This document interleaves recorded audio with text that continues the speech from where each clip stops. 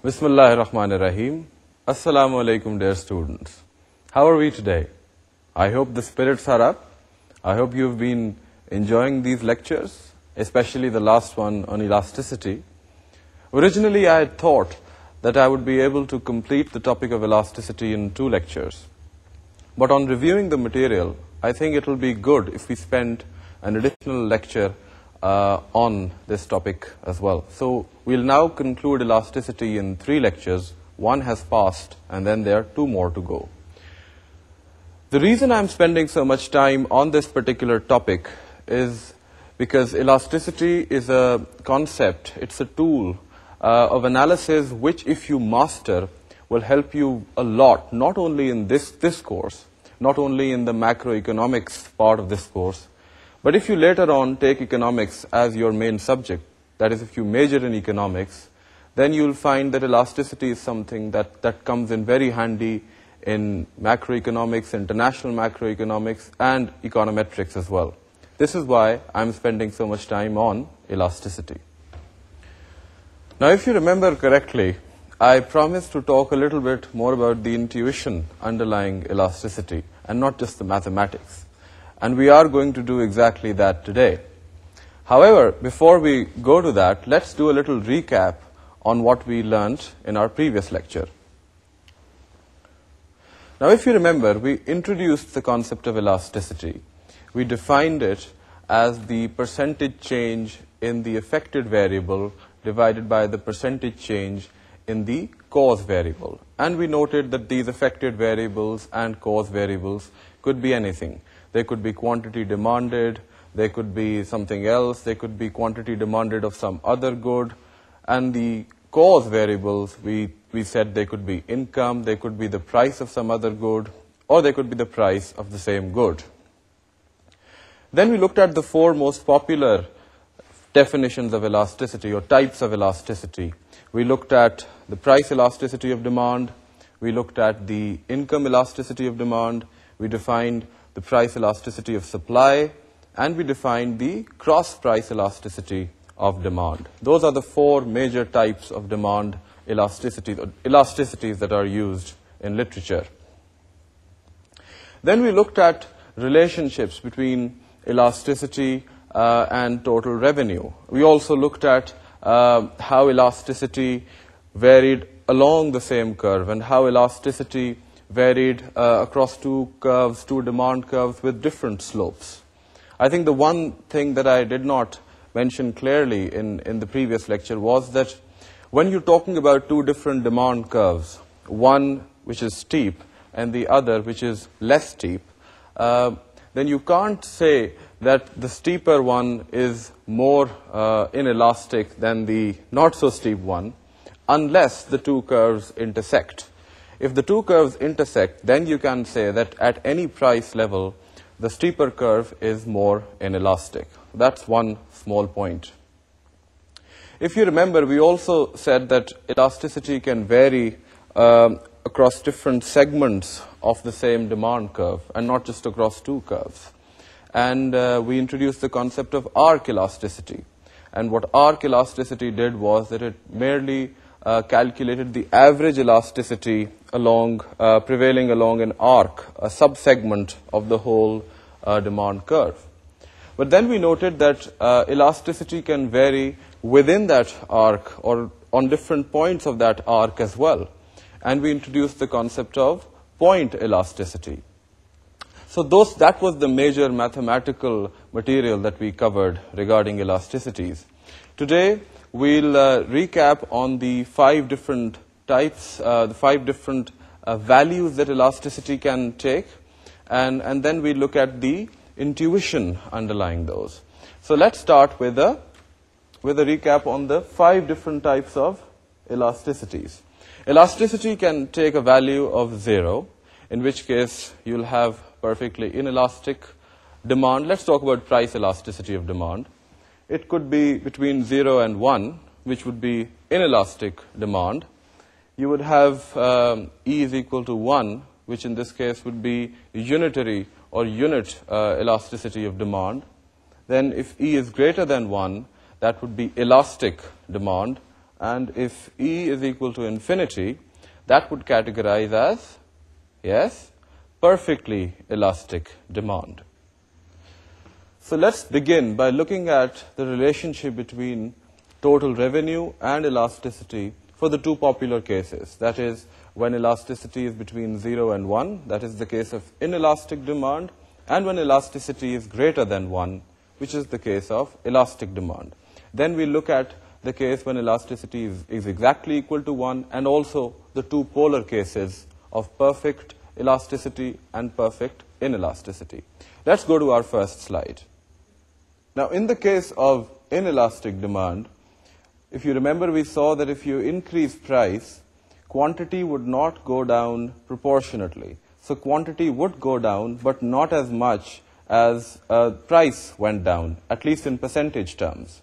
And since total revenue is simply a multiple of price and quantity, so total revenue is equal to price times quantity, when one of the two increases proportionately more than the other, then total revenue will increase. So the size of the arrows here indicates what would be happening to price, quantity, and total revenue. On the other hand, you can also look at the example when price falls.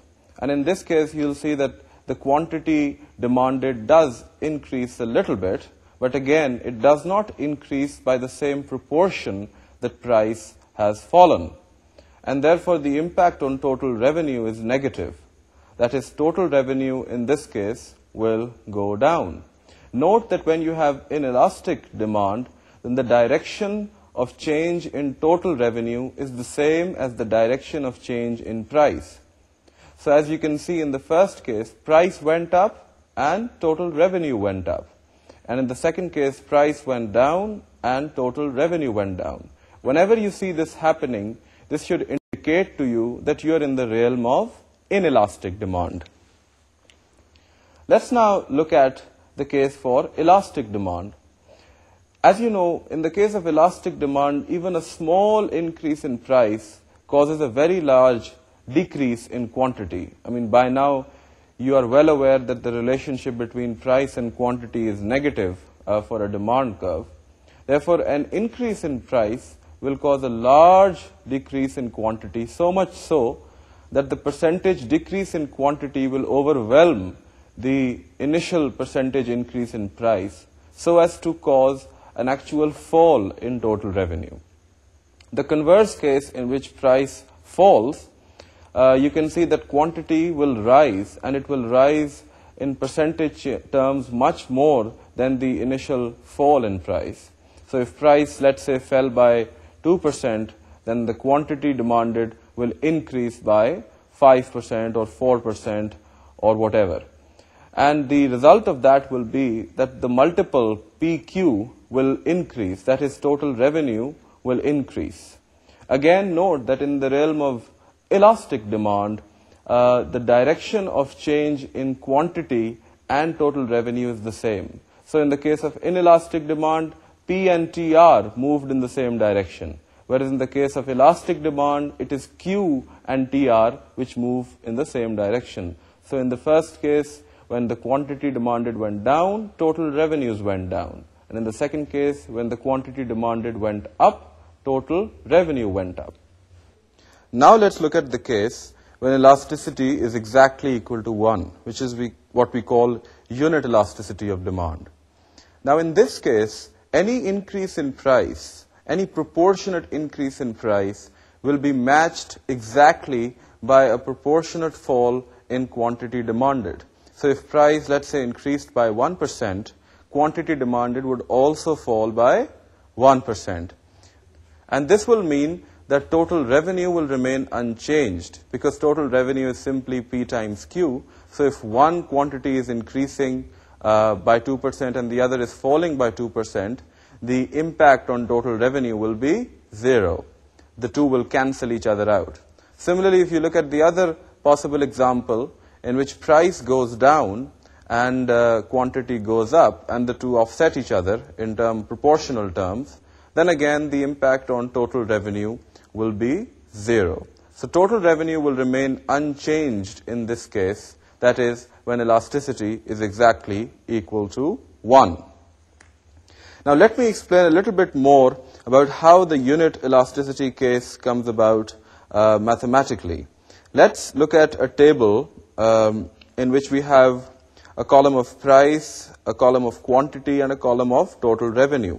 We see that when price is 2.5 rupees, quantity is 400 units, and total revenue is 1,000. And similarly, we have points for 5, 200, 10, 100, 20, 50, 10, 25. Those are the points for price and quantity that we have. And each of those give a total revenue of 1,000. Now, if you plot this in PQ space, you will get what you call a rectangular hyperbola. And if you've done a little bit of mathematics, which I'm told that you have, then this should be very familiar to you. Now, the key thing to grasp in terms of economics is that the area under the rectangular hyperbola at sort of all those points, if you draw rectangles down to Q and P and then take the area of those rectangles, then the area will be constant at all the points along the hyperbola. So the demand curve traces out as a rectangular hyperbola, and the total revenue, which is the area under the demand curve at any point, will remain constant no matter where you are on the demand curve. So that is why total revenue is equal to 1,000, and in this case the area will be 1,000. Now, a question could be asked, why does the demand curve have to be like this, or rectangular hyperbola shaped, in order to deliver a unit elasticity of demand? And for that, let's review the formula for elasticity of demand that I introduced earlier. As you remember, the formula is change in Q divided by Q, and all of it divided by change in price whole divided by price. Now, as you notice, when you go down the demand curve, that is, as price falls, the second expression, the denominator in the second expression falls, which means that the second term, delta P over P, rises. Now, if the whole formula is supposed to equal the value of 1, that means that delta Q over Q must be rising, right? So therefore, delta Q has to increase to make sure that delta Q over Q rises enough to compensate the increase in delta P over P, which is the unified denominator in this case. So this is why the slope or the gradient of the demand curve gradually falls and delivers the rectangular hyperbola. Now let's take a look at the two polar cases, that is totally inelastic demand and perfectly elastic demand. Now, as you can see, in one case E is equal to 0, and in the next one E is equal to infinity. In the case E is equal to 0, this will be shown by a vertical line in PQ space, as you can see here. So no matter what happens to price, quantity demanded remains the same. Now, it is obvious that the more the price is raised, the bigger will be the revenue. Thus, in the figure shown here, P2 will earn a bigger revenue than P1. An example of perfectly inelastic demand could be, let's say, of water. If water were scarce and was being sold at a price, what would its price elasticity be? Would consumers stop consuming water if the price of water went up? Well, they might start consuming water efficiently, but at the margin, the price elasticity of demand for something as essential as water would be 0. So this would be the case of perfectly inelastic demand. Now let's look at perfectly elastic demand. Now this would be shown by a horizontal straight line. That was a vertical straight line. This is now a horizontal straight line. And at any price above P1, demand is 0. But at P1 or any price below, demand is infinitely large. Now this seemingly unlikely demand curve is in fact relatively common.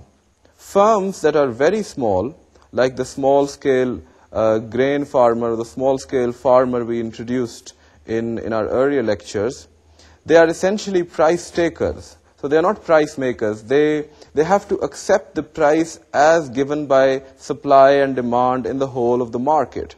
They can't set prices according to their own desires. So if individual farmers were to try to sell above the price that is delivered by the market, they would actually sell nothing, because people would just go and buy from someone else. At this price, however, they can sell to the market all that they do produce. So in that sense, demand is not literally infinite, but as far as the farmer is concerned, it is, because he can sell all that he produces. Thus, the more an individual farmer produces, the more revenue will he earn. As you can see in the figure, more revenue is earned at Q2 than at Q1. So, given that discussion, we can now stab into the intuition underlying price elasticity of demand at least. So let's start by talking a little bit about the determinants of price elasticity of demand. Now, there are basically three determinants. One is the price and closeness of substitute goods. The other is the proportion of income spent on that particular good. And the third is the time dimension. What is the time given, time period given for consumers to respond to the initial price change? So let's discuss those three in order. So let's start with the closeness and price of substitute goods. Now, if you remember, we discussed earlier that the more substitutes there are for a particular good, and the closer that they are that to the particular good. So we gave the example of butter and margarine and rice and wheat to some extent. Then, as the price of this good increases, so as the price of, let's say, butter increases, people will substitute into the consumption of margarine. So they will consume more margarine whose price has not changed. So if substitute goods are many and they are close in features to this good, then the substitution effect will be very strong. It will be very negative. And therefore, there will be a large change in the quantity demanded of this particular good. Let's illustrate this substitution effect thing here through the use of a slide to help your understanding become more concrete. Let's go to our slide. Now, the price elasticity of demand for any particular brand of a product will probably be fairly high. Let's see why. Now, if the price of this particular brand goes up, people can simply switch to another brand. That is, there will be a large substitution effect. By contrast, the demand for a product in general will normally be pretty inelastic. So if the price of food in general goes up, demand for food will only fall slightly.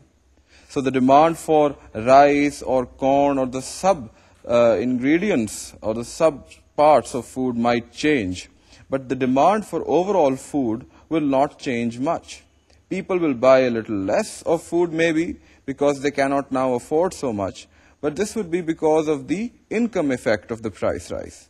But there is no alternative to food that can satisfy our hunger, and to that extent, there is virtually no substitution effect. Let's look at an example. Let's say you have the demand for trousers, the demand for jeans, the demand for black jeans, and the demand for Levi's black jeans. So Levi is a particular brand of black jeans, or jeans generally, and then black jeans are again a subcategory of jeans, and then jeans are a type of trousers. How would you rank these in terms of their elasticity? So which would be the one with the lowest elasticity of demand, and which would be the one with the highest elasticity of demand? Think about it. Yes, the answer is trousers would rank as the most inelastic product. So the demand for trousers will be quite inelastic. I mean, people have to wear trousers. So whether they wear jeans or some other type of trousers is another matter. But as far as wearing trousers is concerned, their demand will be pretty inelastic. Then will come jeans. Now, jeans could be any type. It could be black jeans, brown jeans, blue jeans. So when you aggregate into one, people might substitute between these different categories, but overall, the demand for jeans would be pretty inelastic. And then you have black jeans. So black jeans is only a subcategory of jeans. So people will probably substitute black jeans for blue jeans if the price of black jeans goes up. And therefore it will not be so elastic as jeans or trousers. And then when you go down, you have Levi's black jeans, which is a particular brand of black jeans. So unless the consumer is hell-bent on buying a Levi's black jeans, he will be willing to substitute a Levi's black jeans for some other black jeans. And so the demand for Levi black jeans would be pretty elastic. So this delivers the ranking 1, 2, 3, 4 of trousers, jeans, black jeans, and Levi black jeans. Let's take another example. Let's say you have guests coming to your house and you have to decide to serve them a cold drink or something like that. Now, in summers, obviously, cold drinks have no substitutes. In winters, you can consider to offer tea. But let's say you are in summers. So how would you rank the elasticities of these 4 or 5 products? So you have cold drinks in general. You have soda, different types of soda. So that you have Pepsi, 7-Up, white soda, black soda. You could have juice. You have squash. You have Ruh Afza. You have black soda, and you have Pepsi. So these are the products that you have. How would you rank them in terms of elasticity? Well, they are already ranked in terms of elasticity. So cold drinks would have very low elasticity because, I mean, if not one type of cold drink, then another type of cold drink. So the overall elasticity of the product will be very small because you still have to serve cold drinks to your guests. Then if you look at soda, then a particular type of soda might be very elastic. The demand for that might be elastic. But overall, soda, in terms of whether it is Pepsi or Coca-Cola or 7-Up or Mirinda, the overall demand for soda might be very inelastic. On the other hand, look at black soda. So now you're narrowing down into smaller and smaller categories. So now you have black soda. You specified the color of soda. So it either has to be Pepsi, or it has to be Coca-Cola, or RC Cola, or Spin Cola, or something else, right? So now the elasticity of demand would be much higher because if the price of black soda, let's say, goes up, people would want to buy white soda. They'd buy 7-Up or buy orange soda. They'd buy Fanta or Mirinda or something else. So the demand would become more and more elastic. Finally, as the person goes to look at what the elasticity of demand for Pepsi is, well, the elasticity will be quite high because if the price of Pepsi goes up, that you can easily switch to some other type of black soda, so Coke, or indeed some other type of soda, or some other type of cold drink like juice, squash, Ruh Afza, or indeed to some other type of drink. So we could offer tea or coffee. So this is how you analyze what the different price elasticities of demand would be for different products. I have a table here for you which gives the price elasticities of demand for various foodstuffs. These are elasticities which were estimated by the Ministry of Agriculture of the United Kingdom in 1989. So let's look at what these different elasticities are. As you can see, for milk, the elasticity of demand is minus 0.29. For cheese, it's minus 1.20. For broiler chicken, it's minus 0.13. For sugar, it's minus 0.24. For bread, minus 0.09. For fruit juices, minus 0.8. For fresh potatoes, minus 0.21. For fresh green vegetables, minus 0.58. And so broadly the picture is that demand for foodstuffs is pretty inelastic. And that is pretty consistent with the intuition that we've covered so far. Now the second determinant of price elasticity of demand is the proportion of income spent on the good. The higher the proportion of our income that is spent on a good, the more we will be forced to cut consumption when its price rises. In other words, the bigger will be the income effect, and hence the more elastic will be the demand. Thus, if you're looking at various products, salt comes out as one commodity, one good, whose price elasticity of demand would be very low. This is because we usually spend a very tiny amount of our income on salt. And so that if there is an increase in the price of salt, we would have little difficulty in paying that higher price because we spend so little of our total income on salt. So therefore, the income effect of a price rise would be very small when the proportion of income spent on the good is small. By contrast, there will be a very big income effect when a major item of our expenditure rises in price. So for example, if petrol prices rise, people may have to then cut down substantially on their car or motorcycle travel and be forced to travel by bus or other means of public transport. This is because petrol consumption or the expenditure on petrol accounts for a major part of our total expenditures. Now, the third and final determinant of price elasticity of demand is the time period. When prices rise, people may take some time to adjust their consumption patterns and find alternatives, or to switch to alternatives and develop a comfort level with those alternatives. The longer the time period after a price change, the more elastic will be the demand. So if, for example, prices go up today of butter, people might not be able to switch to margarine and with a high comfort level. But as time goes by and people's tastes change and they have a time to reconsider their consumption habits, they might be able to switch to margarine and feel more comfortable. And therefore, the long-term quantity demanded response to the initial price rise will be higher than the immediate or initial quantity demanded response. We will, of course, discuss the time dimension of elasticities in much greater detail in the context of a real-world example, macroeconomic example later on. Now, I want to just make one more point about price elasticities of demand of food products. And that is that because the price elasticities of most food products are very low, that is, most foodstuffs, food products are price inelastic, then this has very important implications for producers of food products. So think of a country which exports food.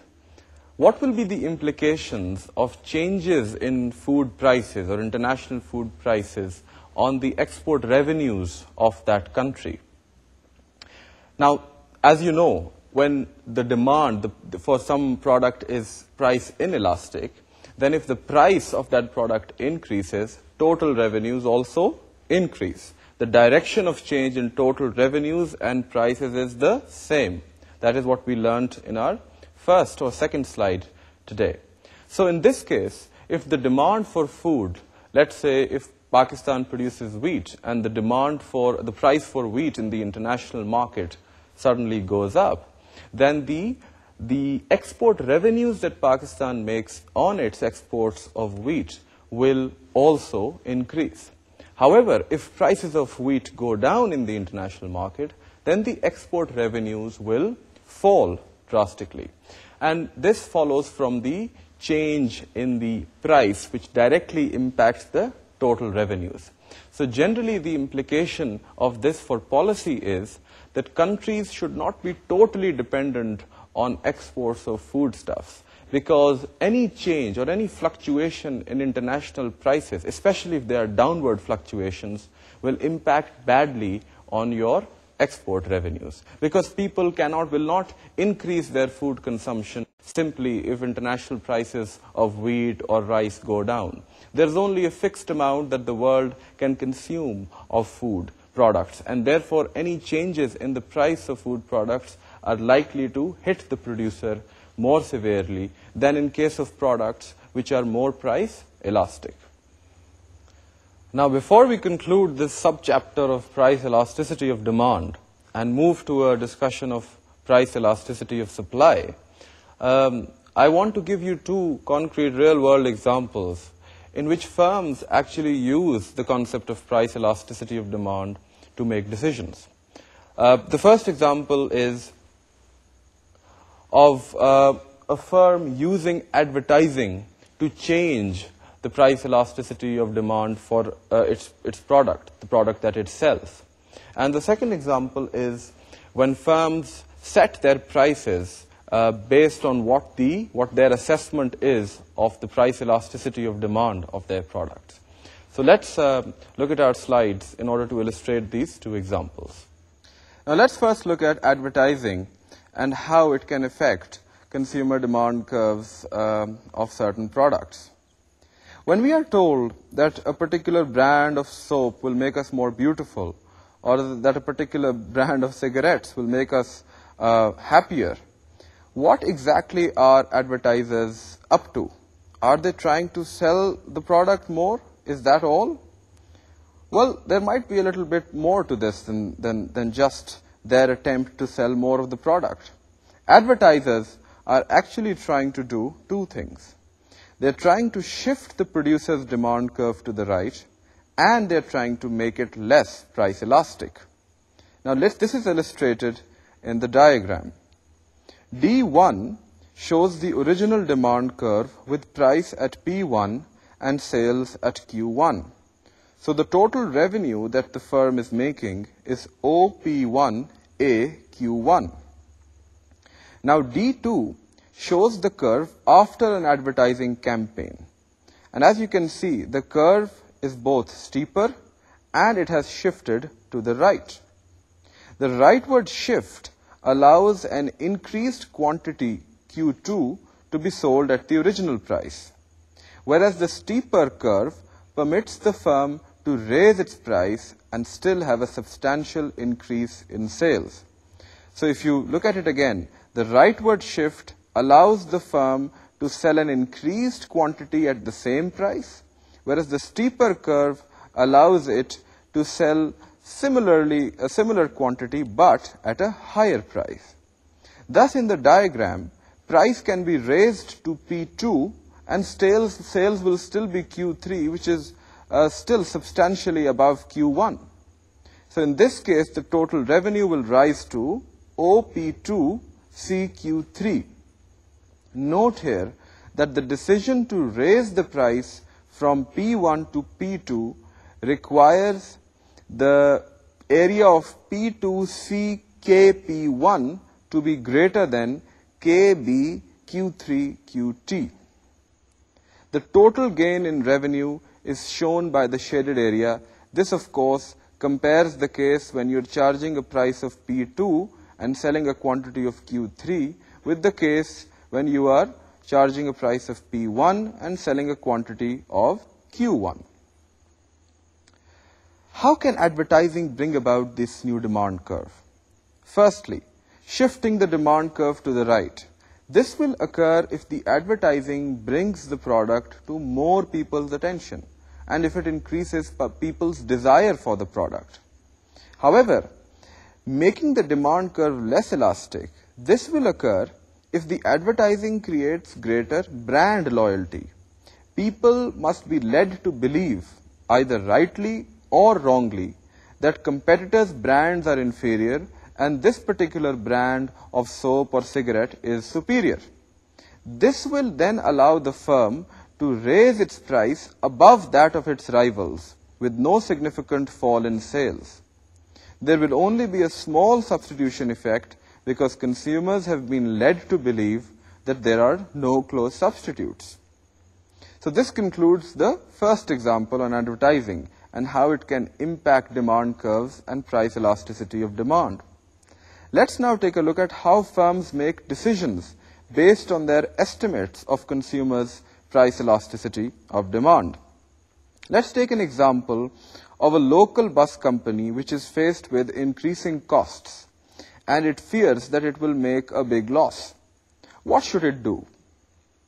Well, the most likely response of the bus company might be to raise its fares, that is, raise its price of tickets. But this may not be the right policy. In fact, it could be a very wrong policy if existing services are underutilized.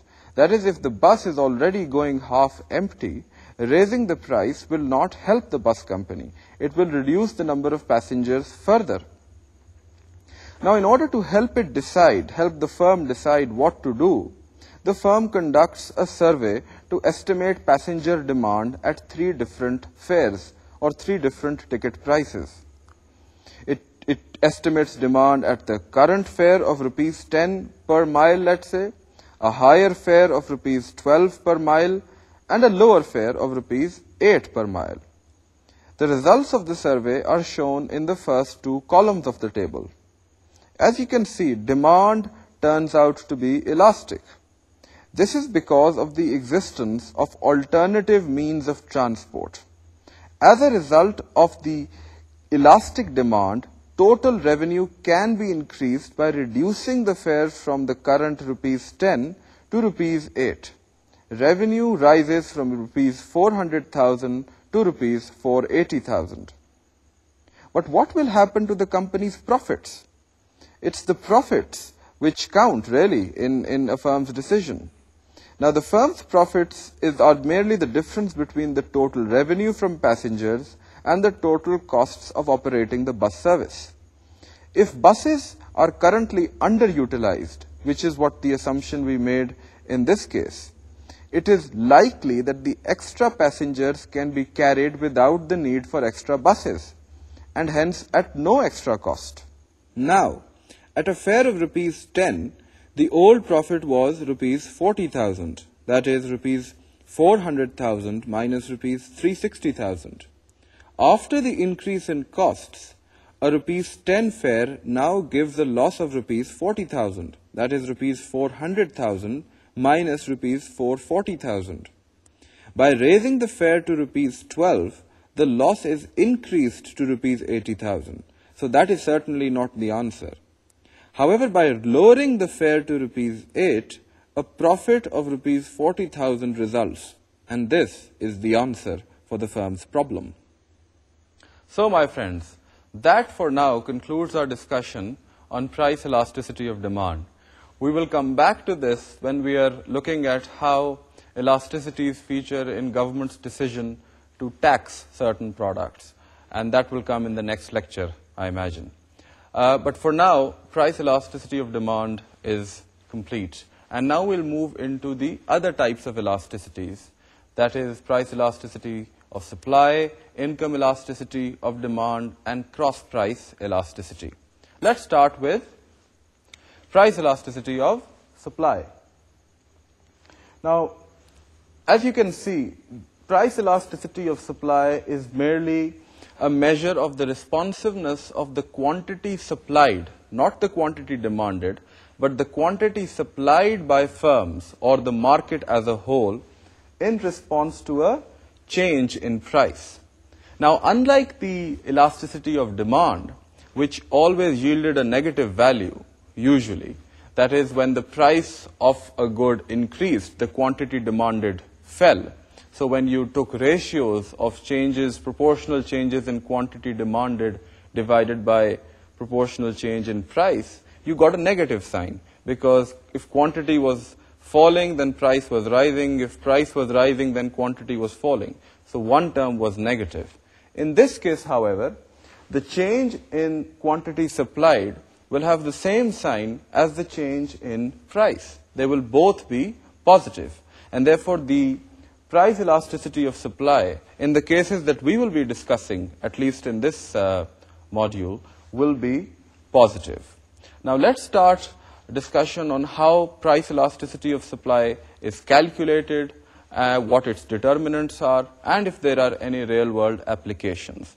With that, we will conclude today's lecture, and in the next lecture, we'll take up income elasticity of demand, cross-price elasticity, and the applications of those in this to the real world.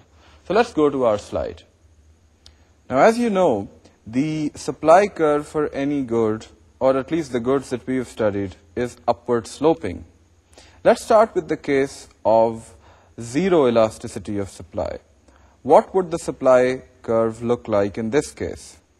When ES is equal to 0, we will get a vertical supply curve. That is, it would be totally unresponsive to a change in price. A horizontal supply curve, on the other hand, will be consistent with infinite elasticity. There is no limit to the amount supplied at the price where the curve crosses the vertical axis. When two supply curves cross, the steeper one will have the lower price elasticity of supply. This, if you remember, was true for demand curves as well.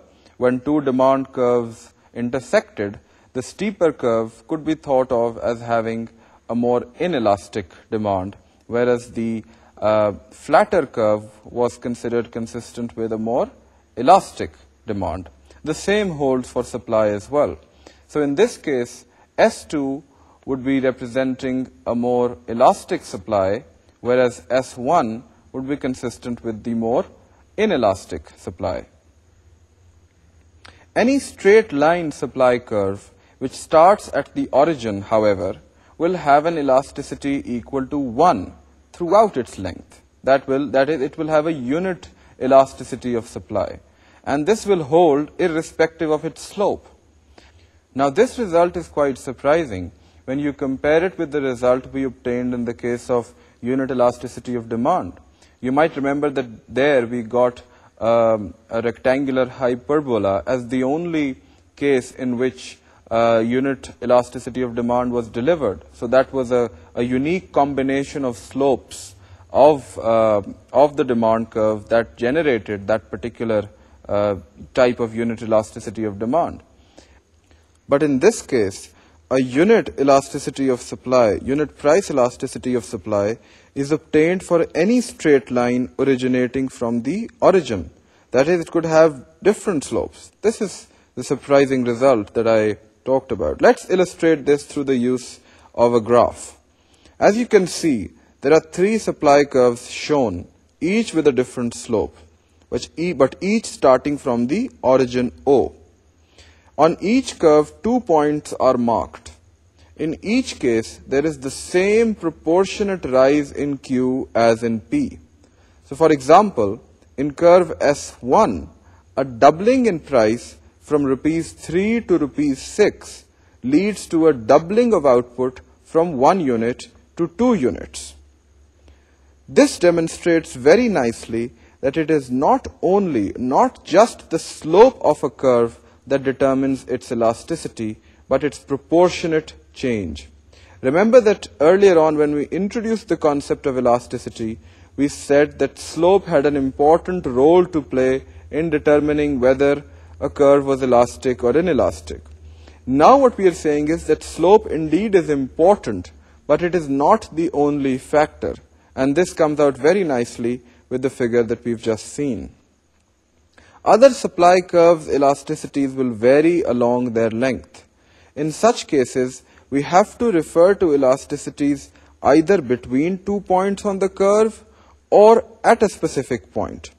Calculating elasticity between 2 points will involve the arc method, whereas calculating elasticity at a particular point will involve the point method.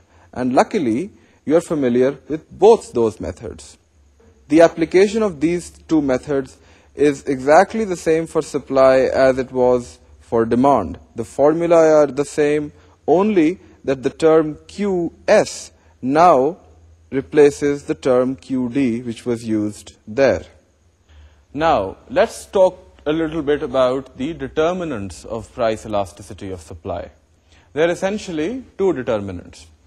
The first is the amount that costs increase by when output is increased. That's an important determinant of how elastic firms' supply will be. So let's say if there is a price increase and firms want to increase their supply, their output in response to that increase in price. But if it's going to cost them a lot to increase that, to increase their supply, so for example, if they have to hire labor overnight, or if they have to build a new plant, then they might not be willing to put in that extra investment of money in order to produce those extra units. On the other hand, consider a firm which has a lot of excess capacity. Consider a firm which has excess raw material lying in its stores, or it has a lot of labor that it can employ and use in its production process and does not need to hire labor over time. So the lower the costs, the incremental costs of adding to the supply in response to a price increase, the more will firms be willing to increase their supply. So this is the first determinant of the price elasticity of supply. The other determinant, like in the case of demand, is the amount of time given to firms to respond to a price increase or to a price decrease. So in the context of supply curves, there are three terms of time which are important. There is the immediate term, there is the short term, and there is the long term. Some people also call them runs. So there is the immediate run, there is the short run, and there is the long run. And these terms will be used quite frequently once we come to macroeconomics and talk about aggregate supply curves. So using that notation, let's see how the time period given to firms to respond to a price increase or price decrease affects the actual output or supply that they're able to generate. Let's illustrate this through a slide. Now, in the immediate time period or immediate time span, firms are unlikely to be able to increase supply by much more. Supply is virtually fixed, therefore, or can only vary according to available stocks. Supply is highly inelastic, in other words. In the diagram, SI, where I stands for immediate, is drawn with PES, or price elasticity of supply, is equal to 0. If demand increases to D2, supply will not be able to respond. Price will rise to P2, quantity will remain at Q1, equilibrium will move to point B. Now let's look at what happens in the short run. Here, a slightly longer period is allowed to elapse, and therefore some inputs can be increased, example, raw materials, while others will remain fixed, example, heavy machinery. Supply can increase a little bit. This is illustrated by SS, where S stands for short run. Equilibrium in this case will move to point C, with price falling again to P3 and quantity rising to Q3. Now, let's look at the long run. In the long run, there will be sufficient time for all inputs to be increased and for new firms to enter the industry. Supply, therefore, is likely to be highly elastic. This is illustrated by curve SL, where L stands for, yes, long run. Long run equilibrium will be at point D, with price falling back even further to P4 and quantity rising all the way to Q4. In some circumstances, the supply curve may even slope downwards. We haven't discussed that case until now. But this is possible when you have economies of scale at play. And we will look at that when we discuss different types of market structures, monopolies, and imperfect competition later on in the course. So, my friends, with that we conclude our brief discussion of price elasticity of supply. We will again revisit this material once we look at taxation policy. And there we'll notice that the price elasticity of supply plays a key role in determining whether producers pay the tax or consumers pay the tax once it is imposed on them by the government. Now, in our lecture, which will come after today, we will discuss the income elasticity of demand, which is basically defined as the percentage change in the quantity demanded of a good divided by the percentage change in the income of the consumer. So we'll look at that.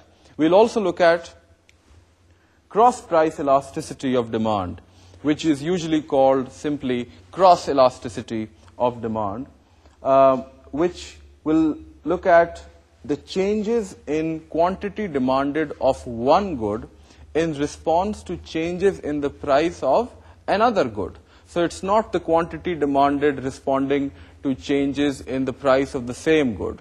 It's two different goods. The price of one good is changing, and we are assessing what the impact of that will be on the quantity demanded of another good. Automatically, this should ring some bells in your mind.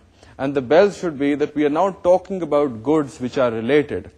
And note that we talked about two types of goods. We talked about substitute goods, we talked about complementary goods. And as you will notice that we will talk exactly about those two categories and how they fit into this particular concept of cross-price elasticity of demand. I'm not going to do a recap of what we've learned today because it was fairly simple. We mainly talked about the price elasticity of demand, its intuition, its determinants. We gave two examples of how firms could affect price elasticity of demand and could base their decisions or make better or more informed decisions based on their understanding of what price elasticity of demand was for their particular products. So, my dear friends, I hope you found today's lecture useful. I did not put a lot of material in today's lecture because I wanted to make sure that whatever I threw at you, you can absorb. And I hope that you have enjoyed the material, absorbed it fully, because this will come in very handy both in our analysis of government intervention in markets and also in our subsequent discussion of macroeconomics. Go home, look at those questions I've put on the web for you. We'll come back and review some of the stuff that we've learned today and in our previous lecture, and then take our understanding of elasticities forward. So, it's Khuda Hafiz and goodbye, and see you in our next lecture, inshallah. Wassalamu alaikum wa rahmatullah.